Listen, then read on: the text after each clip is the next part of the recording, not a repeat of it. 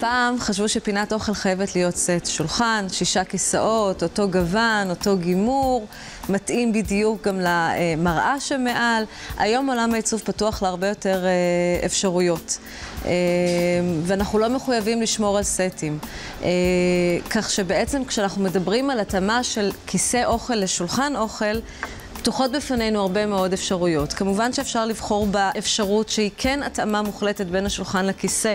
למשל, הכיסא הזה והשולחן הזה שעשויים מאותו עץ, באותו צורת גימור, שניהם ברמת גימור טבעית, בלי שום פוליטורה או לקה, מתאימים בול אחד לשני, כאפשרות שהיא באמת עדינה, רגועה ומאוד מאוד יפה.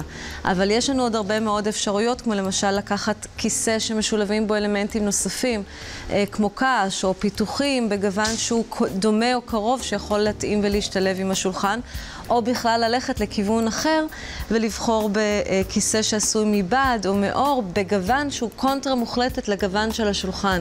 עם השולחן הבהיר ללכת על כיסא כהה, עם השולחן הוא כהה ללכת על כיסא בהיר, שזה אפשרי גם בצביעה, לקחת שולחן עץ עם כיסא עץ כשהשולחן בטבעי והכיסא צבוע או הפוך. טרנד היום שהוא מאוד מאוד חזק, זה ללכת על שולחנות בסגנון מאוד מאוד כפרי מעץ מלא, עם כיסאות שהם דווקא בסגנון של הכיסא הזה, שהם כיסאות מאוד מאוד מודרניים. כיסאות שמשלבים אור וניקל, בבעלי מראה מאוד מאוד מודרני, ודווקא לשלב אותם עם שולחן מעץ שהוא יותר גס ויותר כפרי, ולקבל ביחד משהו שהוא עיצובית מאוד מאוד מעניין. כך שבעצם בסופו של דבר, מבחינה עיצובית, כמעט כל האפשרויות פתוחות. מה שנראה לכם יפה, אפשר להתאים את הכיסא לשולחן. מה שכן חייבים לקחת בחשבון זה את רוחב הכיסא, את גודל הכיסא ואת כמות הכיסאות כשאנחנו מתאימים לשולחן. וכאן בעצם נכנסים הצרכים שלנו.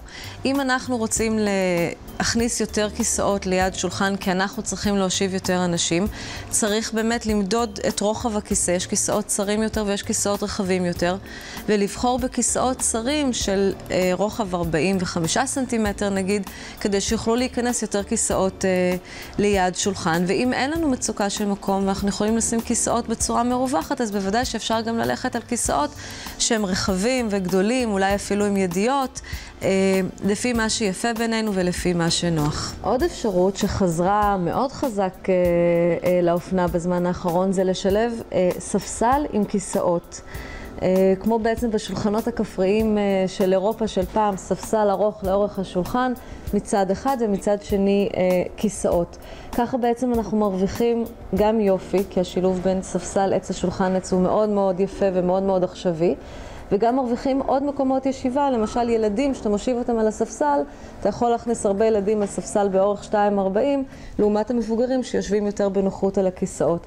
כך שהספסל נותן לנו גם יופי, גם טרנדיות וגם פונקציונליות.